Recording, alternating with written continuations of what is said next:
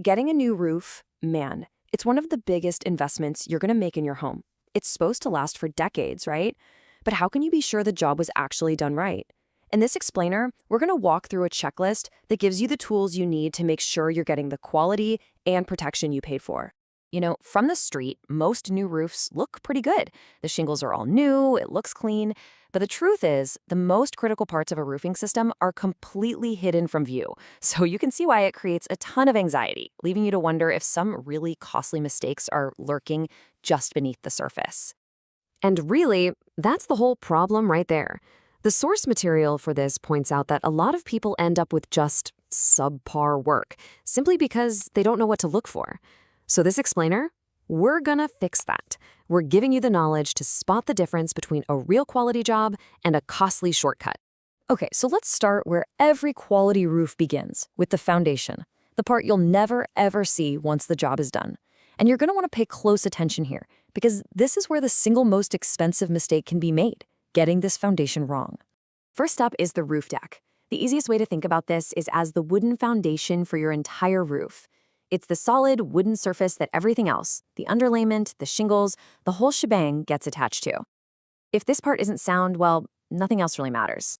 So what does a professional job look like here? Well, a quality contractor makes absolutely sure the deck is solid, dry, and smooth. They replace any rotten or damaged wood. And here's the #1 biggest red flag: when a roofer just covers up damaged softwood. A great contractor will even get up in your attic to inspect the underside, looking for water stains or sagging before they lay down a single shingle. Next up, laid right on top of that deck, is the underlayment. And the best way to think about this layer? It's your roof's raincoat. Seriously, the shingles are the first line of defense, but if any water gets past them, and it can, this is the critical secondary barrier that's going to keep your home dry. Now, the key difference here really comes down to the materials. Quality work today means using a modern synthetic underlayment. It's way more tear-resistant than old-school felt paper. Pros also install a special ice and water shield in the most vulnerable spots, like the valleys where roof planes meet and along the eaves. The most common mistake? Oh, it's easily skimping on that extra protection in those crucial high-flow water areas. All right, let's move on to the small but absolutely critical details. These are the little things that separate an average roofer from a true pro, and they're often where the most common and most costly leaks get their start. We're talking about flashing.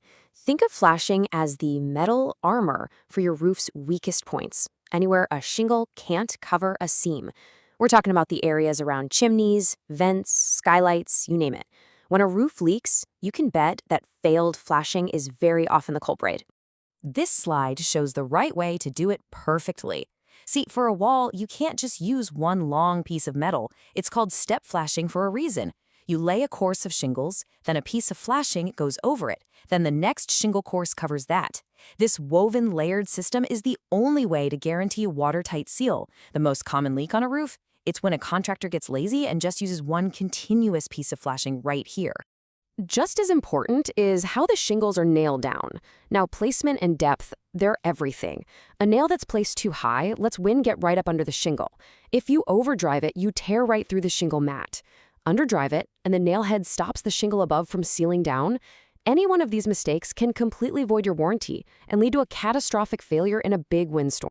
Okay, now for the part you can actually see, let's talk about the visual clues you can spot from the ground that tell you whether your roofer was a craftsman or just in a hurry. This is how you become your own first inspector. Your eyes do not lie. A professional installation will have perfectly straight shingle courses. Wavy or crooked lines, that is a dead giveaway of sloppy work. Also, look at the stagger pattern. The seams between shingles should never, ever line up vertically. That just creates a little highway for water. A proper random pattern is for function, not just for looks. Now, this next one is a big one. This might be the most common costly shortcut you can spot from the ground: the missing starter strip. This is a special first course that seals the edge of the roof. Some contractors skip it to save a few bucks, but without it, wind-driven rain can get right underneath everything. You want a proper overhang, but not so much that the wind can grab.